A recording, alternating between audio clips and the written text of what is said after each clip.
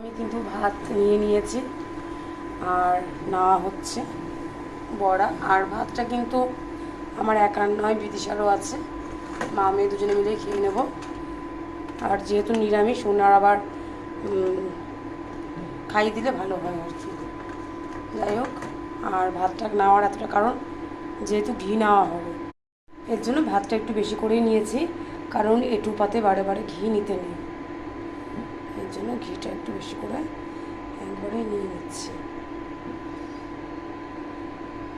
মটর ডালটা ভিজিয়ে রেখেছিলাম সকালে, 2-3 ঘন্টা হয়ে গেছে।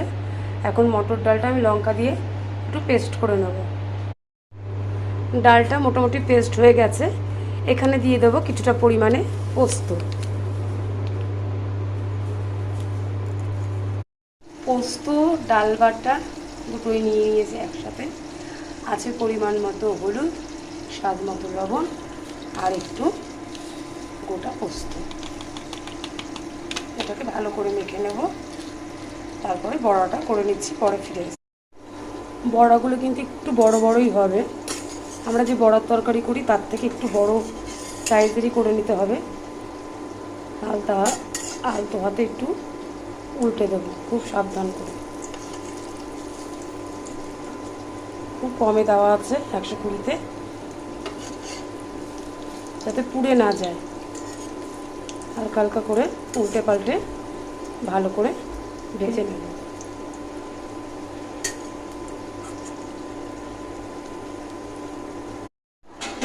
বড়াটা কিন্তু প্রায় হয়েই গেছে, আর আমি কিন্তু খুব কম আঁচ দিয়েই বড়াটা ভাজছি। বড়া কেন, যে কোনো ভাজাই দেখবে খুব কম আঁচে স্টিম দিলে পরে ভাজাটা ভালো হয়ে যায়, আর ভেতরটাও কিন্তু সিদ্ধ হয়ে যায়।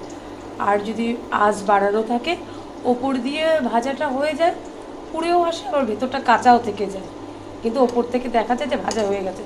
তার জন্য সবসময় কম আঁচে। কিন্তু এবার বাড়িয়ে দেবো, যেহেতু তেলটা ছেঁকে আমি তুলবো, বাড়িয়ে দিলাম।